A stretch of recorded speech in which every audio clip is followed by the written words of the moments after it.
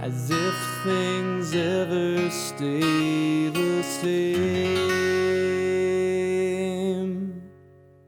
Hey everybody, this is your host Vinyl Man Jebb for the Jebb and Green podcast. Also J&G Productions on Spotify, Anchor, iTunes pretty soon. Everything going on. Links will be down in the description below. But we have Joe Benoit with us today. Hey Joe. Hey, what's up, man? Welcome How's it back. going? Glad to have you back. Yeah, Have you yeah. on and finally get the episode out. So this episode is ready to go. My first question for you is, what artist inspired you to kind of get started in your music career? Oh man, that's a long list. Perfect. Well, we don't have to hit all of them, I guess. But I feel like so like when I first was young, right? When I was maybe in let's say middle school or somewhere in that area, I feel like I totally got swept up in all of like the '90s rock scene. And that was everything from the grunge stuff that was going on, to bands that I still love to this day, like the Gin Blossoms and Soul Asylum, and Matthew Sweet, one of my all-time favorites. I mean, so I was definitely that was a big thing going on for me when I was kind of first at the age of playing guitar. I also was a giant Aerosmith fan when I was a kid. Like Oh, when they had perfect. their sort of second coming in like the late '80s and into the '90s. That was sort of like they were the perfect band for that particular like MTV generation, and I was just like completely in love with some of that stuff. That might have been one of the things that kind of motivated me most, actually, to like go out and get a guitar. Hearing albums like Pump and Get a Grip, those were like really, really important, I think, in my early musical development. I think fast forward 20 some odd years, and I think the stuff that you hear the most in the music now is definitely a lot of '70s rock. Notably, Cheap Trick is a huge kind of influence. Tom Petty and the Heartbreakers is a huge influence. The Raspberries are a huge influence, and a bunch of other power pop stuff from that time period. I think the Raspberries maybe come through a little bit more, like My Sense of Melody or something feels like it's rooted in that, maybe even a little bit more than the Big Star stuff, but I love that too. Um, and then I don't know. My quick description for people when they're like, "Oh, what kind of music do you make?" It's like, well, it's rock and roll. I don't try to label it Perfect. so much beyond that. I feel like people go gung ho with the labels. I kind of just say like, well, sort of sounds like '70s rock and '90s rock in a blender, and there's definitely a big power pop like through line. So that's kind of the thing. But yeah, I think those are some of the most influential artists. But like I said, that list could go on forever because everything that's like all of the stuff that I would imagine most serious like rock and roll fans listen to, everything from Zeppelin and the Stones and obviously the Beatles. I mean, those are huge influences too, because I feel like that music's touched everybody in some way. Yeah, I Um, recently made like a top 6 list on Facebook because I couldn't do top 5. I was like, yeah, this is really tough. oh, it Getting a is. list of It's all really these hard. artists because you don't want to ignore anybody. And then like I ignored like one of my favorite bands is Jellyfish. So I've like added them and I was like, geez, Oh like, God, yeah, Jellyfish is amazing. Yeah, yeah, there's just those two albums, and it stands up with so it's much. crazy. Yeah, It yeah. blows everybody away. And and it was cool having Eric Dover recently on the show to talk Jellyfish. It was something really interesting to have and to have that kind of experience. And I can hear that in your music too, with the power pop, the Beatles, and all that as well. For the song that we used first was "Waiting for Revolution." You want to talk about that track a little bit? Yeah, sure. So I feel like of of all the tracks on the new record, which is that's the Too Old to Be a Rock Star album that came out in October, and that's the lead off track. And I often cite Tom Petty as a huge influence, both as a performer and a songwriter, and his word economy and his sense of melody. He really is just was one of the all-time greats in my mind. Oh, farly And agreed too. I definitely and agree. I kind of feel like even though his influence maybe shows itself in a lot of my music, I think it maybe most comes through in that song. Sort of like the very simple, straight ahead approach to the lyrics, trying to say a decent amount with not too many words, which can sometimes be a tricky thing to do. And the arrangement of the track, which to me sounds sort of Heartbreakers like, with like the organs and the jangly guitars and stuff. So that was definitely musically the inspiration for the song. And then I think the reason why I was hung up on the idea of revolution was my first solo record that I had ever made was going back now 10 years, and that record was called Rock and Roll Revolution. And I don't know if we discussed that the last time we were on the phone with each other, or if you've heard that album before. I've listened to it on Spotify, and we did when we were trying to do the stuff before, and it was Right. really good. I really really enjoyed it, and it's tough for me to say like really enjoy stuff nowadays because I've always like gone backwards in the catalog, Yeah, but I sure. really really enjoyed that. Oh, thanks. Yeah, no Well, problem. yeah, and I only bring that up because I thought there'd be something nice about, that song was kind of meant to be this like the title track for my first record. To jump to that for a second, I Yeah, no problem. think if I can remember where my headspace was at the time, was this sort of like, you know, I was sort of outraged at what was kind of passing for Mm. pop music at that particular time period, and in a lot of ways, I still feel that way now. So it was sort of this kind of call to arms to people to be like, hey, can we wake up and like listen to this nonsense that we're all like being fed, and it's in the media and it's in our popular music, and it feels like uh, I don't know. It's just sort of like whatever happened to just like turning up the guitar and making some noisy music Oh, with I your agree. buddies. Yeah, like And going in the garage in the good old days.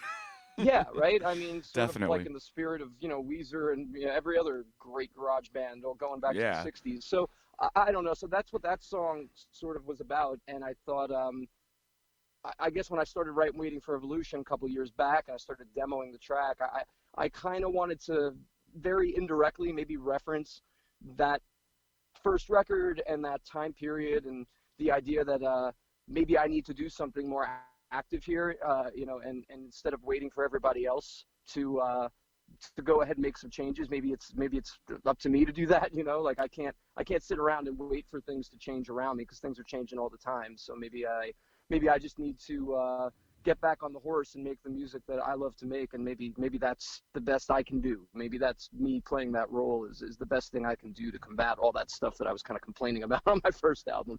Um, so I don't know. I guess that's that song in a nutshell. And I don't know. I love the way it turned out, so it seemed like a logical track to put at the front end of Yeah, the start it album. right off. Start it off. This Yeah, I this is just a love the call. way. I like that. Yeah, I Yeah, respect that and it just 100%. yeah. It's So, one of but my that's the story with music that is one. tough nowadays, and especially bands like what you got going on with doing like trying to bring back the sound that was once what everybody wanted. I mean, my dad grew up in the '60s where like or where he was like 8 when the Beatles were done, but he had that whole like growing up past that, the Stones, the Who, and there was so much coming out that you couldn't even like you go to a record store, you didn't know what to buy. Oh yeah, Nowadays, it's like, oh, I know what I'm listening to. I'm going backwards. I mean, I love that yeah, we have that option now, but it ruined also other things too because now you have all these bands that are fabricated, and I'm not every single one, but I'm more of a DIY indie guy. I'm loving the indie scene. I'm loving to hear bands that are literally making lo-fi sounds, like literally recording on a phone and just posting. And if they're good, I'm like, I'm your follower because I yeah. need rock. We need rock bands back. We need that Yeah. scene to come back, definitely. And Well, it's we need like real human emotion in the oh, of music. I mean, course. we need heart and we need soul, and I think rock and roll had that for a long time. I mean, yeah, sure, it may have lost its way in the '70s as it got a little bit too corporate for its own good, but then, guess what?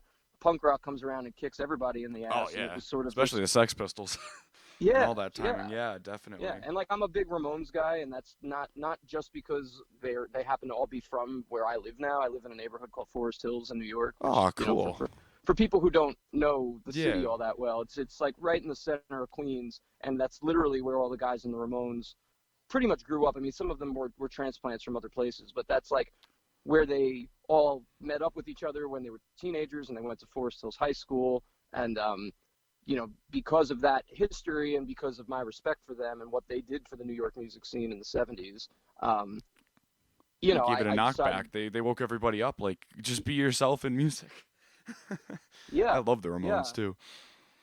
yeah, oh yeah. I mean, like those first four records are just stone cold classics, and I mean, even some of the stuff that comes out past that is still great. I don't think maybe as great as those first few that they did, but yeah, I mean, a great catalog, and like just talk about like a Oh real yeah. working band and a real touring band. I mean, those guys never really got the respect they deserved until they were all gone. It's more fashionable to be a Ramones fan now, to be like a poser with a Ramones t-shirt, than it ever was when they Oh were, yeah. in Without a their doubt. heyday, It's '70s and crazy. '80s. But yeah, and again, just to tie it back into my stuff, it was a very deliberate choice to when I released the first few tracks from the album as a standalone EP last year. I, very intentionally said, well, I want to pose myself to look like all of the Ramones looked on the front album cover as a nod to them and to New York and to the cool. neighborhood that we all came from. And so that's why we photoshopped it naturally. But I tried to pose like all four of them. That's awesome. Everything from how I stood and if the jeans were ripped and the sunglasses, like I really just tried to copy the way all of them were posed on the first album cover. And the picture was taken in Forest Hills. So that's awesome. Yeah. That's so incredible. all deliberate choices, and I was sort of like when I cooked up the idea, I was like, man, is this gonna work? Is this gonna be cool or not? And then my friend Wendy helped me put that picture together. My wife Becca took the actual photographs, and it all turned out really well. So I was like, yeah, this is cool. That's perfect. No, because it's like you get all the big ideas and you're like, are they gonna actually work?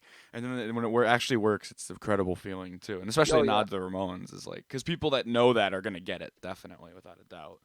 Well, and that was my hope, It's sort of like I'm not exactly what you'd call a household name, right? So it's like it would be kind of cool. Yeah. If people who don't know me from a hole in the wall, which is most people, maybe see that image or see some sort of a tie-in or a relationship to something that they do know, and then maybe that makes them interested to at least click on it and check it out, if not to actually buy a copy of the record. So yeah, that's usually what I try to aim for too in music, is make like a little bit of references here. Recently I've been making a lot of references to the Posies because that's what I've been kind of involved in. But a lot of times it's like it's good to have like a few references. If people know it, then they're gonna check it out with a tie-in, and you're not. It's more of a homage, a homage or kind of thing to a homage more. Sorry, to the artist than anything else, and it's a good way to get them known too if they're still around and stuff too. But especially with the Ramones, it's more of that legacy to keep going because they're definitely very important to the music scene. And you mentioned power pop like the 70s. You ever heard of a band called Photomaker? Yeah, I do. The Raspberries with I think the Groovy, the Rascals, two of them together, which is really cool. And it's really good sound. And I'll send stuff your way if you haven't gotten into them. Yeah, you know what? Share some of that with me. Will do. I have to say I think I've listened to them before. The first album is fantastic. Every song is like a greatest hits for them basically. Right. You put it on and you can't turn it off. It's very good, power pop wise, and it's one of my inspirations. So I'll definitely share it your way after the. That would be send awesome. a link to the whole thing. Yeah, because there's definitely a lot of stuff that was happening in the 70s and that early part of the 80s. And a lot of it's pretty obscure, but still amazing. I mean, and then you find it, and then you're tight of the niche community. And then that's kind of how this podcast got started with the 90s stuff, because we took part of that, finding all these bands that I listen to that a lot of people nowadays don't even know who they are. And it's but they sound so good. And if you listen to them, like I'll find people that are like listening to Weezer, and I'm like, check out the Posies. Like literally, it's the same timing, because I didn't realize Weezer was a lot earlier. I didn't know that they were on like the same compilations at the same time, and I was like, oh geez, timing wise, I always thought Weezer was like late 90s, but I was wrong. They were more early. So they kind of got their start in the very early 90s. Yeah, the first record's 94. Yeah, and they're one of my favorites too. Oh, Weezer's phenomenal. I mean, again, I hate to sound like so many other people. I feel like it's a bit of a cliche thing to say about them, but it's like they really did have. I mean, they kind of burned bright and burned fast, and I mean, I like some of the newer output because I've kept up with them right up to the release that they did this past year. But there's really just no topping those first couple records. Pinkerton's probably my favorite. Yeah, perfect. Pinkerton's insane. I mean, right? For something that's written like that, like to have it to where like an album that it just comes out of nowhere as one of the like really tops of its time, and then River's kind of not really much into it anymore, and I'm like, I mean, I get maybe moving on and stuff too, but I find Pinkerton one of the best albums they've ever written.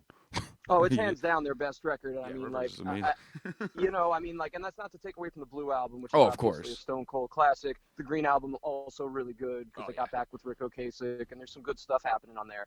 But Pinkerton just is this sort of magical combination of just rawness and emotion, and I just don't think it's ever been duplicated again in their catalog. I mean, that stands up. There's no song like Pink Triangles again. Oh, geez. Because It's like a Yeah. real life story of his too. Like I heard that it's like Oh an yeah. actual legit story, and I've had stuff like that happen to me. I mean, it's so relatable too, and it's like nowadays it's like, man, I feel like I'm Pinkerton. Oh yeah. It's great. It's just an awesome album to turn to when you're feeling down and go, oh, Rivers had the same issues.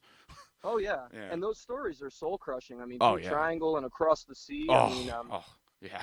it's just it's heartbreaking. And I think I won't reveal who this person was, but there, many years ago, a friend of mine told me about how this girl he was seeing kind of wasn't into the Pinkerton thing because she thought all of the songs were sort of maybe like funny or ironic or like, oh, this is kind of silly. It's like, I don't think you're hearing this the right way. Like, No, this yeah. entire album is a cry for help. He's not joking around. He's not like, oh, ha ha, this girl It's I'm weird how chasing is people gay. hear music. Like, yeah, Yeah. it's interesting how different. Because I've like, it's yeah, and it's not like a to me at first. I was like, wait, maybe from a first glance, listen. If you're not really paying attention, you go, oh, because Weezer as more of a. But then you're like, wait a second, this isn't one of those. This isn't another Blue album. This is a serious like cry. Yeah, exactly, a cry for help. What you just said, and I agree completely because it's one of those ones where it's like you listen to and go, yeah, I can see where River's coming from. This deep, dark emotion, Yeah. and Yeah. actually being able to put it out on a You know, whole that whole album. album is, Yeah, yeah, no, that album is devastating, but it's also beautiful. I mean, it's kind of an oh, ugly definitely. sounding album at times, but I mean, there's beauty in that. I think that's, and And I love that. That's like the purpose of it. Like I feel like that deep down, if like going, because we definitely on this podcast, we started doing this thing called Band Chat. We'll definitely have you on again to talk Weezer with other people that know them. So it'll be perfect. We can oh do yeah, like a and I'd be whole happy to Band do that. Chat. I mean, they're Perfect. Yeah, big we have like big fan. we got Badfinger one coming up, I think, as well, which we got a full cast for. But I love Badfinger just as much as any band in the Oh power yeah, I'm a pop scene. huge Badfinger fan, and I mean, to me, I think they have.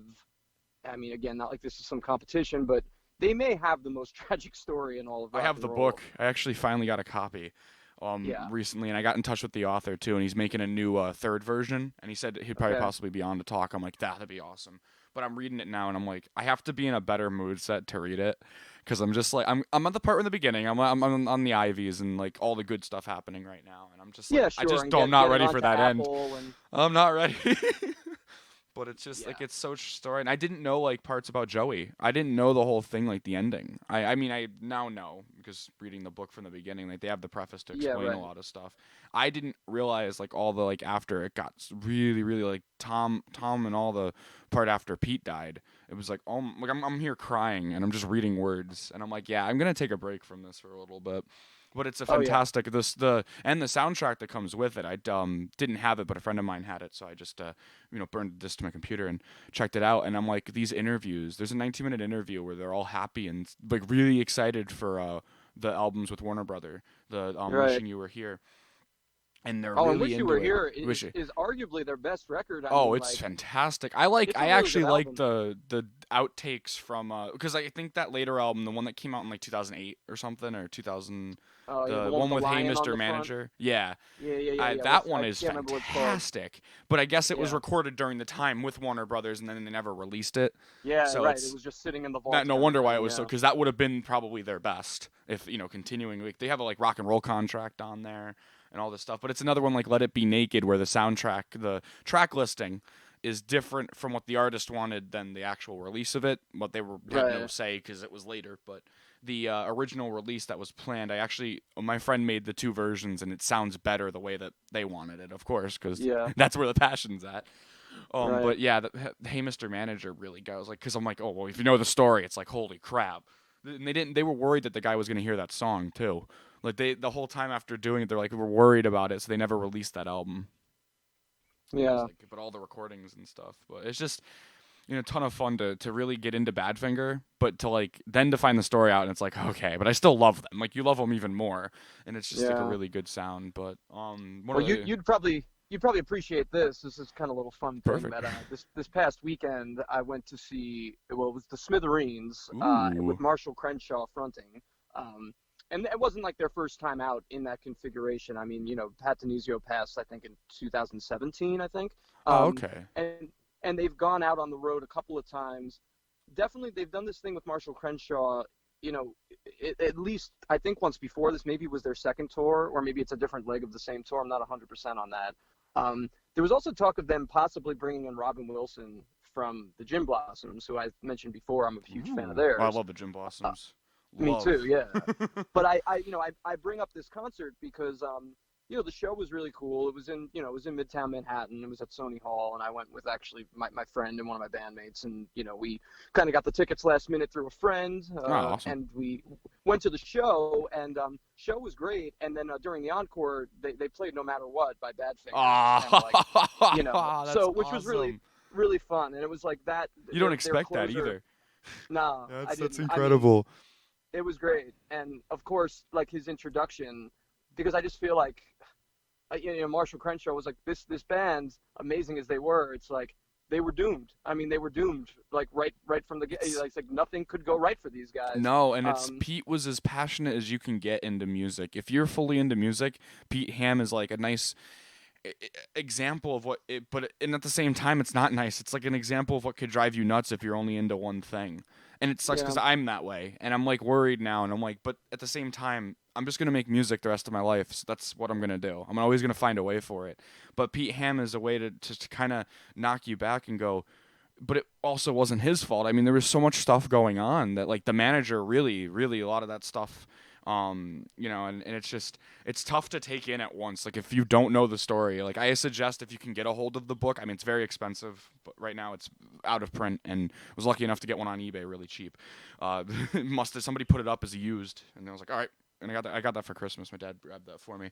But it's at the same time, it's tough to get the book. But if you ever get a chance and you love Badfinger and you haven't read The Tragic History of Badfinger, actually, it's Without You is the name of it, based on the song. Definitely grab that. Check that out. I'll have to. I mean, like, everything I know about Badfinger is just from kind of general music it's knowledge, like as deep as you can get. There's interviews like within the text. There's a whole text interview at the end of the book with the guy. I think there is. I'm actually might getting the other book confused with my head. Never mind. I don't think it's this one. But there's a lot of stuff. And then if you can get a copy with the CD, that's where the expensiveness is, because the CD, they only made like 1,000 copies. The CD itself has the interview for like 20 minutes with them, and it's like you start to be really happy. And then in order of the tracks, it goes from the IVs all the way, span. And at the end, you have Tom Evans just swearing out Joey, and it's like, what just happened here? Yeah. It's like really crazy. But yeah, I didn't know a lot. It's great on the internet. You can get all your facts now. But before that was even a thing, this is the only book you can get the facts from. But it's great. Yeah. And shout out to Dan for writing it. Great job. Great insight too. I'm still not finished. Still have to finish. But yeah, Badfinger's one of the tops. And of course the Posies are on there too as a nice revival for all that early 60s stuff, especially with Dear 23. Oh yeah, like I mean that album was totally looking backwards. I mean, the sound gets a little. Yeah, sound gets a little bit kind of heavier and grungier, at least as far as the guitar production, as you get into like Frosting on the Beater and that kind of next few albums. And then Amazing Disgrace, it's like they're swearing. It's like, what happened here? But I love it. Yeah, that's Ontario a darker album, isn't it? That's a much darker, heavier. Oh, I feel like it was because you have like Everybody's an Effing Liar right on there, and it's right in front of your face, like on the track list, which they didn't have before. And I feel like it's one of those times where like Ken and John were just going through some stuff. And like it just had to get out, and it's one of my favorite albums. It's one of the most underrated albums. I mean, Cheap Trick's on there. The two guys from Cheap Trick are on there. They're on Rick Nielsen and Rob Zombie, right? Yeah, exactly. And they're on I think Hate Song, and you don't really hear them because they're just background vocals, and they sound like Ken. Like the way it's done, they both just kind of sound. They're just there, and you don't realize that. Like, wait a second, they're just on the song, and it's really cool. I got to work with Cheap Trick and stuff to do that, and it's an underrated album by far. I think a lot of people like turned away from them, and then you get back with like Success. Success is fantastic. You got Brian Young, who later went on to form Fountains of Wayne, which is an incredible band. And it was like really cool that he was a Posey. And there's a lot of history there. So it's really cool to have that band in presents to really reason why I make music is mostly them. And to actually meet them and everything is another story. And it's like, oh, it's so cool. But you've been doing record shows, and you have one tonight, right? You've been doing shows around. Yeah, I'm doing like an in-store performance tonight. Oh, that's awesome. Just to continue sort of the promotion of the album and stuff. Yeah. Yeah, that's a dream. That's a dream of mine to have an album come out and then to do touring on it to get people's attention for it. To be like, hey, I got something out. So I'm hoping it's soon. a lot of fun. I mean, some of the most fun I've had in the last year, beyond making the record and then starting to sell the record and release it, has been. Some of the performances that I've been able to do, like the release show that we did in October was just amazing, every show we've done since the record's come out has been really good. I mean, it's not like I've exactly been on the road touring the world, but I mean, all the shows that I've done in this area, they've really just been That's good. amazing. And the response to the album has been, bigger and better than what I expected it to be. I mean, like I knew it was a solid album, but it's been cool to get a response from people and to like, get some write-ups and to get some good press and for people to be Well, like, oh yeah, this it's was, got to be an experience to go from like to start getting that. That's amazing. yeah. So it's been cool. Of course, it would always be cool to get more people to hear it, but you can only do so much, and you can only take it one day at a time. So Of when there's course. opportunities to play and to promote and It's to part of the plan. it's just what you do. Yeah, I got an album that we're currently working on that has some people voice acting that are bigger names. Like we got Ken on there, and we got Frank Zappa's sister. Like planned, hopefully. It's all everything's in the planning. So that's all I want to say for people interested in my stuff. We're not no much more, but it's really like it's an idea that actually has voice acting in between. It's a story album, definitely inspired by the Who's Tommy, without a doubt. But not exact or anything. It's just the idea of being able to write a concept album and to have that. And I'm hopefully after that's done to kind of a lot of the musicians are all online. The main guy that's in it with me, Jebb and the Riot stuff, it's all online. So hopefully we'll be able to plan to meet up and then start kind of touring it or doing something for it because there's a lot behind it, a lot of backing for it. So it'd be really cool. But it's just a dream to be able to get your music out there. And yes, it's like I feel the same way. Like I have all these songs. I want like the world to hear this, but it takes its time, I think. Well, I mean, I Yeah. think it takes its time if you want to do it right. I think Yeah, sometimes definitely. people, because of how music making is now, I think a lot of people, I mean, yeah, you want to have a pretty constant stream of content for people to hear and to listen to and videos to watch and, little teasers and Yeah. live footage. And I'm like, yeah, to a certain extent, you want to just keep it flowing. But I don't know. I think there was something to like, yeah. Again, the old system was flawed in its own way as well, but I don't know. I think there's something I to like, live by the old system. I like with the and I do agree though. Definitely because nowadays you can you can become Spotify like artists like instant. It's not like when I did it in high school. People are like, "Oh, you're on Spotify," and they're all freaking out. And I'm like, "Yeah, if I could tell you how I did it, you'd be like, everybody would be on it. All I did was use a distributor, and right there, I'm good, and yeah, stuff it's like not that. hard to get your music on No, any of these websites. It's just a matter of getting people to hear it. I oh, of mean, course, that's because the who hard part. cares? Who cares if it's out there, right? I No, they're mean, not gonna. not to write Nobody, it I don't off, think, but goes browsing on Spotify for. I mean, I like that Spotify does this thing where they'll shuffle new artists that sound similar. But the thing is, when that's why you need to like get your music like definitely done process like in studio, and we haven't done that yet. Like I haven't even got a point because I've been in and out of bands, and we haven't had, and I don't of course have the money at the moment to be able to kind of get going. But I know that like if you want to get a really good stuff out there for people to listen, it depends on the niche crowd. That's why I like Bandcamp. Bandcamp is DIY all the way, and great website to be posting your music, and you could put prices up for what you want. And I always go low because I'm like, it's just all DIY stuff and having fun and lo-fi recordings. There's nothing really. It's my phone is doing all the recording. With my phone, I don't. Another thing too, this technology nowadays, it's like ridiculous how good the mics are. I have a yeah, setup that I don't even have to use now. It's crazy. yeah. Well, Bandcamp is super artist friendly. I Oh mean, yeah, I've definitely. always liked Bandcamp because when you do make sales on there, you actually get to keep most of the money. Yeah, and So you're they're kind of not. just paying them for the website. Like it's hey, thank you for allowing me to put my catalog up here, and because they allow a lot of free. Which is amazing. Like they must be taking a hit somewhere. They have to be able to allow all these albums up. Like you don't have to put any. I mean, after a while, I think if people start downloading them, I think after 200, they like say, "Oh, you got to put it up for a price because they need to make some money." But it's like, it's really really artist friendly. I totally agree. And I just got on to using it. Like my whole catalog's not even up yet. I have a lot. Yeah, no, I've Yeah, used it's a lot. Bandcamp for years. Oh, The it's all last band I was in, that was sort of our primary means of perfect. distributing music, and like kind of that's how we Because drove you could people build your to our fan base, you can website. message them, you can like. I think it's a lot easier than using Spotify. Like I have to like I'll use Spotify now, like get everything out there because that's how people are. They ask you if you have a Spotify now. It's now more common.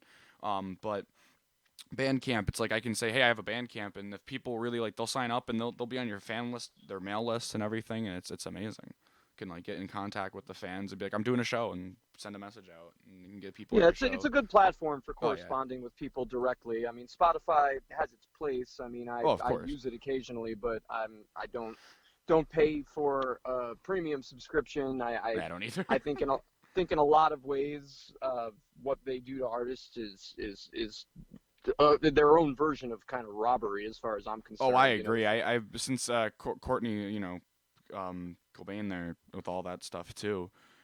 since the beginning of time, like the 90s, they all like kind of rided against that in a different way. And then all of a sudden Spotify is appearing and they're doing the same thing. And it's Yeah. like, what are you doing? It's not you who's making the music, it's not you. And then there's other platforms and stuff. But the thing is, it's like they got it because they've already screwed up. They've already done enough damage that everybody's like, well, what does it matter? It does matter. It matters to a point because now there's artists not wanting to make music or not wanting to do it because they're frustrated with the system. Yeah. And I agree. Yeah, and it's not just Spotify, obviously. I mean, Yeah. they're kind of one of the major players right now, but all of those streaming platforms. Even Apple Music, too. All of them, and Yeah. Amazon Music. And I mean, I don't say these are not companies that I have some personal vendetta against, and I use their products and their websites and whatever. But honestly, all of these different services, they've devalued music and they've devalued art. And that's why I love Bandcamp. I have to, again, if you guys don't know what Bandcamp is, check out. I mean, you should by now. Like a lot of people do. Most people that watch the show are gonna know what Bandcamp is. I'll leave a link down to Bandcamp. You can find indie artists that are in your local area, and you might fall in love with their music and go see their shows. And that's like the most important thing I think Bandcamp strives for, is having people in your area. And they like, you can look the discovery and look artists in a certain area, and you could do other things like search. I found some fantastic bands that are from CT, and it's like, whoa, I didn't even know they existed. And it's like, oh, you're actually a town over from me. Cool. Yeah, like, that's amazing. Yeah. Like there's actually, you can then find a way to team up with these artists, and for those people looking to do shows, it's good to have like 3 to like 2 names on a show with you on the venues. Look for that nowadays. Like I'm trying to get to play the Space, and I'm trying to set up a 3 show with some other artists that are in the Connecticut scene, which is really nice, and a band that I did a show with called Hanover, which is really good too. They're really good. But it's good to kind of team up sometimes because y'all can get out the music. Yeah, well, I mean, I think artists doing that kind of thing nowadays is, it's sort of what was happening by default if you go back to like the 70s or something, where the clubs where an actual music scene would coalesce around the music like venue. the fore and aft. They would be trying to put together a bill that people would be excited to stay for an entire night of music. And I mean, that's not going to always be a successful formula, but it's a hell of a lot more successful than just booking a bunch of random people onto the same bill.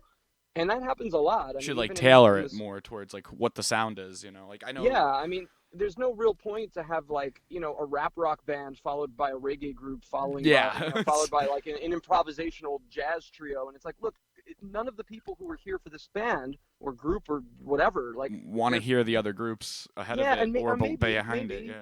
You might find some really open-minded listeners that are like ready to go on that journey, but you're much more likely to get crossover between fans and conversation between the bands and the fans of those bands if everything is a little bit more cohesive. And when I try to put together bands to put together shows in the city, I'm always thinking about that. Who are the bands that I want to be playing with? Who are bands that are making music that sort of sits alongside mine? Who are the bands that are just like, these are nice guys and I'd like to be able to hang out with them and do a show with them? I mean, those things are, you can't put a price on that, and it's going to always lead to a more fun experience, and it's going to probably lead to a bigger crowd and just a sort of more fulfilling experience for everybody. So and what's nice is like you try to team up with like people that are in similar style because it does help. Like I know like a show of mine that I wanted to do if it works out, I haven't been able to talk. Tommy Oberon of Oberon Rose was recently on the show, and we mentioned talking about like doing the Space in Hamden, Connecticut.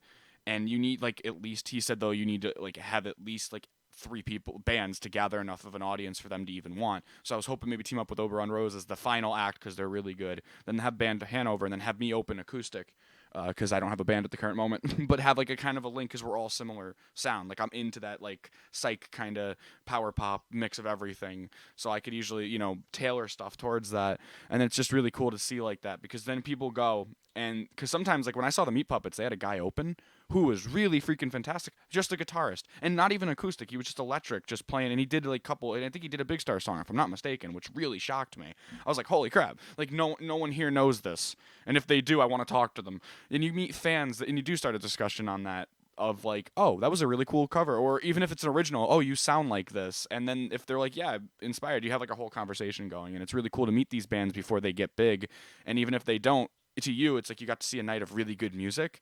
And then if the band comes around again, you might become a loyal fan of theirs. And that's the beautiful part of music. Yeah, well, and that's what everybody's hoping for, at definitely. the end of the day. Definitely. All right, so we'll wrap it up here. Thank you, Joe, for being on. This is a really awesome discussion about music. We'll definitely have you on again for some of those band chats. So I feel like those will be more in depth on one band, and it'd be definitely cool to have you on for 1 or 2 episodes of whatever band we decide to all work on for the episode. We're gonna end the episode with "Disconnected." If you wanted to talk about that track for a little bit, and then we'll Yeah, fade right into sure. it. Yeah, so what can I say? I don't. It's like hard to pick among the songs to say like, oh, this is my favorite. You know, it's sort of like picking your favorite child or Yeah. something. But in a lot of ways, or at least on a lot of days, I do sometimes think that "Disconnected" might be my favorite track that's on the new album.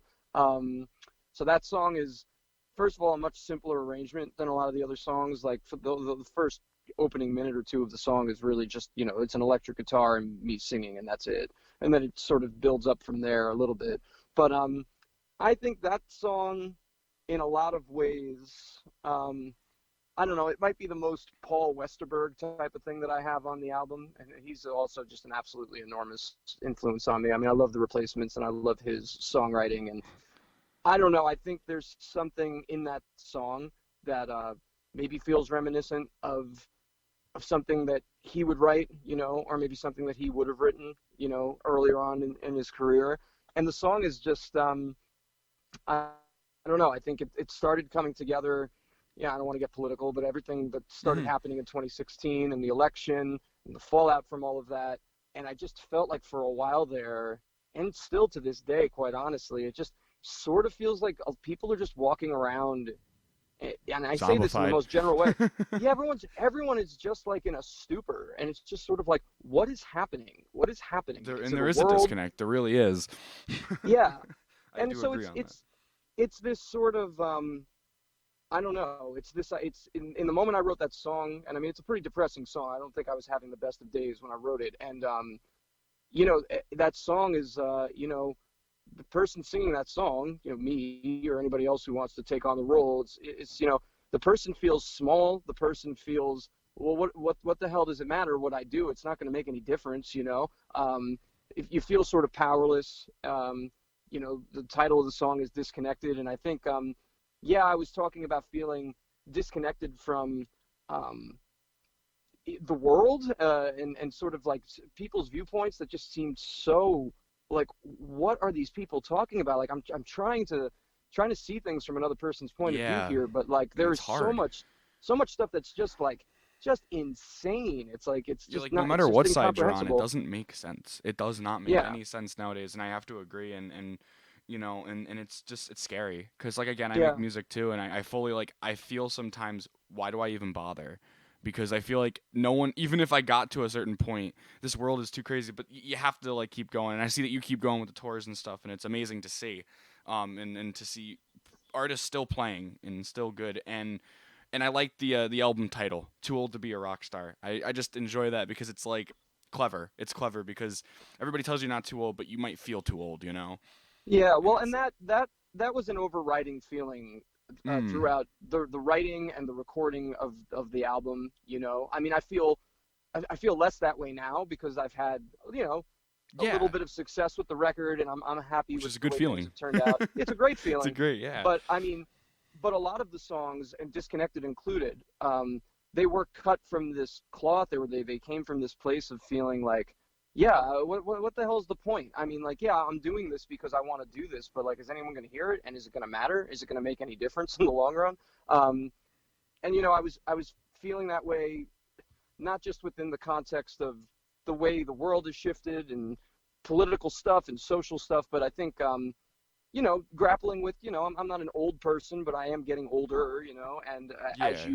you kind of start to see things in a different way, like there's a lyric in the song that says, I don't understand the young, I don't have patience for the old, I'm trapped between two stations on the radio, and it's like, I That's a don't good line. know.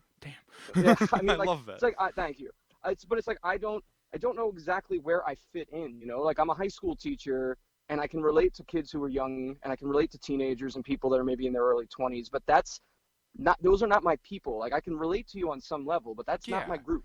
I don't No, and belong to that's that fully group. understandable. And I'm dealing too. Like I'm 20 now and just turned 20, where you get hit with the life. You get hit finally. Sometimes it's either earlier or it's later. And of a recent, I'm not in a good place. That's why this album that I'm working on with a friend of mine is coming out, and it's like a side. It's about depression. It's called The Wire. I'll real quick just mention, and it's about this plug-in, this free all of everything, stress free, but at the same time, is it always good? Not, and it's like a really cool idea, and it's a lot of people are helping with that, and it's just an idea because I'm coming from a place where I'm like, I'm frustrated. I'm frustrated growing up now. Like it wasn't like, I have to agree. Like I don't understand what the hell I'm going through, and I live by old values that don't exist anymore, which is really crazy.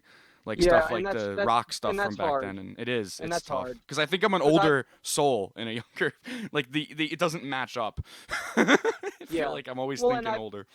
I've Yeah. struggled with that for a big chunk of my Mm, life too, where it's like I think, like I was born in the early 80s, so I think if you go by the textbooks or by the numbers or yeah. something, I guess I'm technically like the first wave of like the millennial generation, but like I also had older siblings that turned me on to like 60s and 70s like hard Nice. rock, and I mean like I in a lot of ways I've kind of identify as a Gen Xer, and I'm kind of like right on the cusp in terms of like how old I am, and so yeah, I don't know. Yeah. That song was speaking to that feeling of like not just feeling disconnected from other people and their viewpoints, but actually feeling disconnected just from like who Oh, do we lose you, Joe? The phone disconnect there. a kid anymore. So I don't know where in all this. Joe, you Was cut that out. You your want to phone or start my up phone? I don't know what that was. that last statement again? It cut out a little bit, and I'll edit it in editing. Oh But yeah, yeah. oh that's okay. Yeah, I think I was just talking about how on top of feeling disconnected from people who had these viewpoints that were just so different from mine and like just Mm-hmm. incomprehensible to me, but feeling also disconnected from people just based on age, right? And feeling like, Yeah. well, I Where do I I belong? can't say I'm like a young person. I'm not like a kid anymore, but I'm not like an old person, like an elderly person hobbling around, Yeah. I don't Where do think I I'm. exist on this line?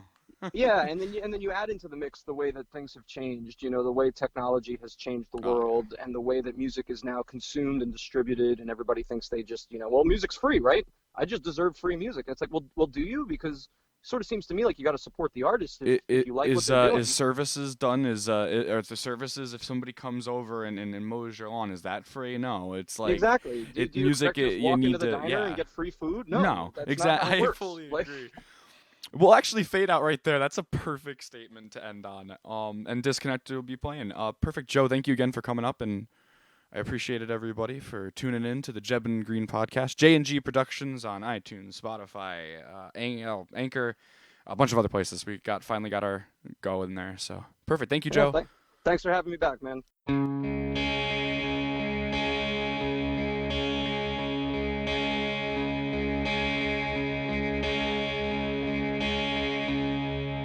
I never felt as disconnected as I feel right now.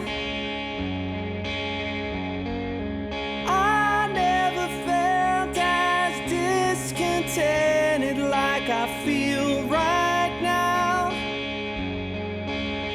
I don't understand the young, don't have patience for the old. I'm trapped between two stations on the radio, and I never felt as uninspired as I feel right now. I never felt as sad and tired as I feel right now. I wanna give a shit about this human race. You say I'll make a difference, but I know my place. And I never felt as unimportant as I feel right now. My heart has been shattered, but what does